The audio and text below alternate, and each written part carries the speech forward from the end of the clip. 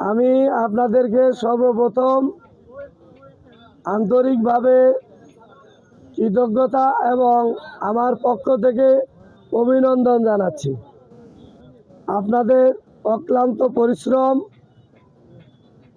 এর বিনিময়ে গতকাল যে নির্বাচন হয়েছে সেই নির্বাচনে যে অর্জন, এই অর্জনটা আসলে আপনাদেরই।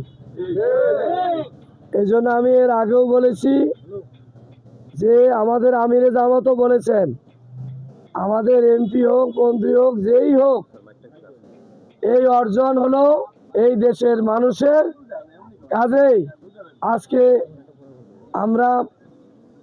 আমি ব্যক্তিগতভাবে মনে করি আমি কোনো দলের নয়, কোনো গোষ্ঠীর নয়, বরং আমার কুড়িগ্রাম 1 আসনের সর্বশ্রেণীর মানুষের আমি সেবক হিসেবে কাজ করতে চাই। এক্ষেত্রে আমি আপনাদের আন্তরিক দোয়া এবং সহযোগিতা কামনা করি। সেই সাথে আব্দুল হামিদ ভাই বলেছেন, আমাদের চাইতেও আমার মা বোনেরা অত্যন্ত পরিশ্রম করেছেন, কষ্ট করেছেন। আমি এই নুনখাওয়া থেকে আসলাম, হঠাৎ শুনে বেশ কিছু মহিলা একত্রিত হয়েছে এক জায়গায়।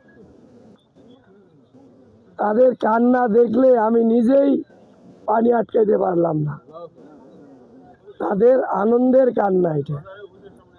তা আমি আপনাদের কাছে এই দোয়া চাই।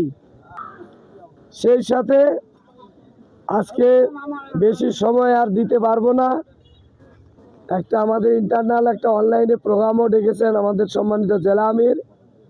সেই সাথে আরও রংপুর, কুড়িগ্রামের আমাদের নেতৃবৃন্দ আসছেন, ওনারাও রাস্তায় এখানে আসতে চাইছিলাম যে না, আপনারা ওই কী কয় এটা ব্যাপারী হাটেই থামেন। রংপুর থেকেও আসছে, কুড়িগ্রামে আমাদের জেলা নেতৃবৃন্দ।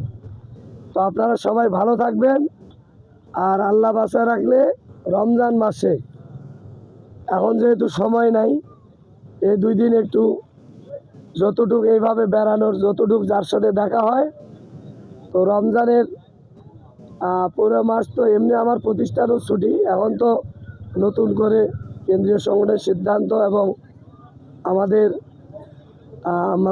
শপথ বা কি এটার উপর নির্ভর করে প্রতিষ্ঠানে তো এখন ছুটি নিব আর কি, স্থায়ীভাবে।